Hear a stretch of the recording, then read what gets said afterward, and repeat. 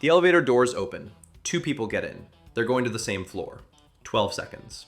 The boomer presses the button, turns slightly, says, "Cold out there today." The other person nods. "Yeah, really." Comfortable pause. Doors open. Done.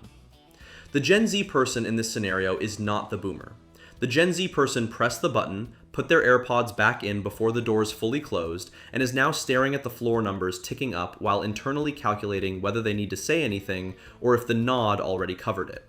By the time they get to their floor, they've spent about 8 of those 12 seconds deciding whether the social situation required a response and whether they gave the right one.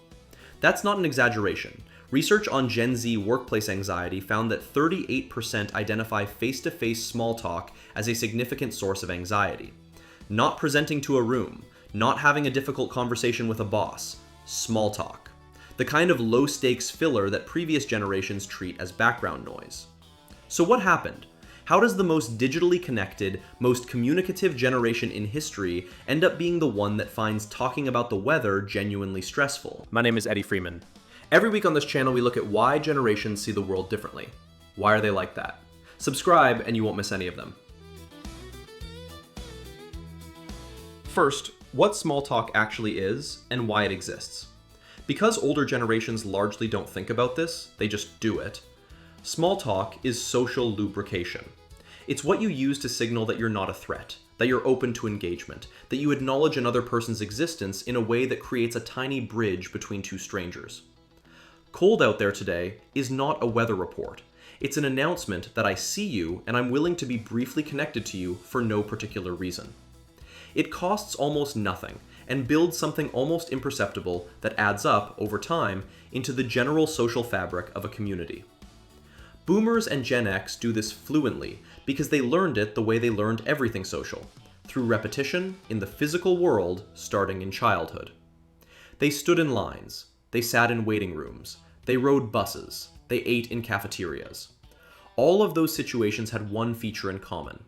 There was nothing else to do, and the only available stimulus was other people. So you talked.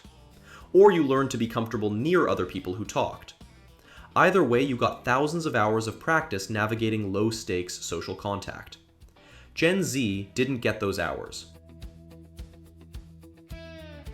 By the time the oldest Gen Z kids were old enough to be in situations that would have produced small talk practice, they had smartphones. Waiting in line? Phone. Bus ride? Phone. Cafeteria? Half the table has earbuds in. Every situation that previously required filling silence with human contact now had a perfectly good alternative that required no social risk whatsoever. This isn't a moral failing. It's rational behavior given what was available. If you can either attempt a low-stakes conversation with a stranger and risk the mild embarrassment of an awkward exchange, or you can check your phone and feel nothing in particular, most people will check their phone. The phone won. And in winning, it removed the repetitions that build the muscle. Over half of Gen Z say their in-person social skills have declined. 1 in 4 feel their verbal communication has gotten worse. These are Gen Z people describing themselves in surveys. The generation isn't unaware of this. They feel it.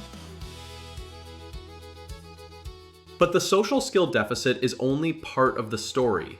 The other part is values, and this is the part that older generations tend to miss.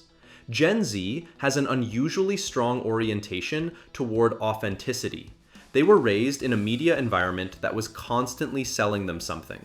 Personal brands, influencers, advertising disguised as content, performances of happiness and success that were carefully curated to look spontaneous.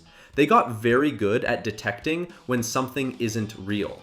Small talk, by its nature, isn't real. That's the point of it. How are you doesn't mean how are you.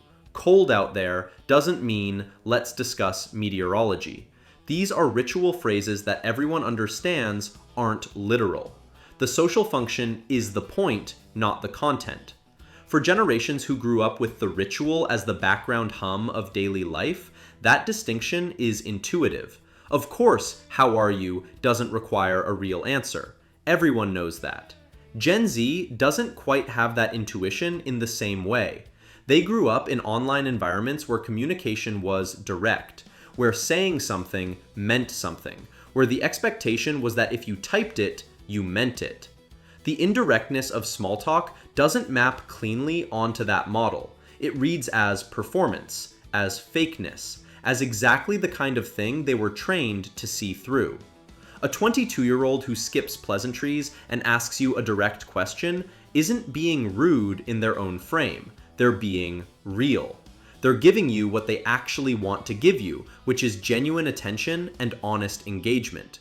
The fact that it violates a social script they didn't fully absorb is not, from their perspective, obvious. There's also a cognitive load piece that doesn't get enough attention. Gen Z is operating under more ambient stimulation than any previous generation. Constant notifications, multiple communication channels running simultaneously, social media feeds that never end. The background noise of their cognitive environment is significantly louder than it was for previous generations at the same age. Small talk, for someone running in that state, isn't low effort.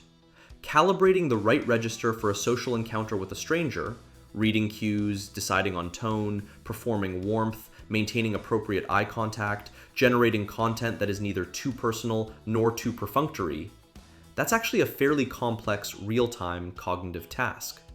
For someone whose brain is already managing a dozen other inputs, it tips the balance into genuinely taxing territory. The blank look that people call the Gen Z stare, the one that older managers read as disrespect or disengagement, is often just a brain that has run out of bandwidth to perform the social niceties on top of everything else it's already processing. It's not contempt, it's a buffer running low. The irony in all of this is that Gen Z doesn't actually dislike deep conversation. The opposite is true. 42% of Gen Z prefer face-to-face communication for important conversations. They want real interactions. They want to feel actually known by the people around them, not just exchanged pleasantries with. They crave the kind of conversation that goes somewhere, that has genuine content, that doesn't require them to perform an emotion they don't actually feel. What they find exhausting isn't conversation. It's the specific subset of conversation that requires sustained performance of warmth and interest in content that neither party actually cares about, with no clear endpoint, governed by unspoken rules they weren't fully taught. Put it that way, and it sounds less like a generational pathology and more like a reasonable position. The boomer who has been making small talk for 60 years has automated it so completely that it doesn't cost them anything. It's like driving a route you know so well, your hands do it on their own. The Gen Z person in the same situation is driving an unfamiliar road in a foreign country, consulting a map, wondering if they're going the right direction, slightly uncertain what the road signs mean. Same situation, completely different cognitive experience. None of this means the Gen Z relationship with small talk is entirely functional. It isn't. Small talk does something real that direct conversation can't fully replace. It creates low-stakes familiarity over time. It builds the social texture of a workplace, a neighborhood, a community. The doctor who chats briefly with every patient before getting to the appointment. The colleague who always has a quick word before meetings. The neighbor who acknowledges you in passing. These micro-interactions aren't trivial. They accumulate into something that feels like belonging, like being part of a fabric rather than isolated nodes passing each other in a hallway. Skipping them entirely has costs, and a generation with the loneliness statistics that Gen Z carries is probably paying some of those costs already, even if the connection between the two things isn't obvious from the inside. The generational gap here is ultimately a mismatch between what small talk was built for and what it looks like from the outside when you didn't grow up needing it. Older generations learned it the way they learned to drive, through unavoidable repetition in situations where it was the only available option. It became automatic. It doesn't register as effort. Gen Z had a different road. They built communication fluency in environments that didn't require it, and now find themselves in physical spaces where the original version of the skill is still the coin of the realm, and they're underfunded.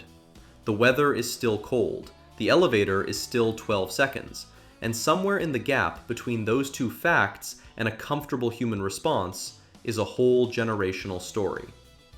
Drop it in the comments. If you're older, does Gen Z struggle with small talk read as rudeness to you, or do you understand where it comes from?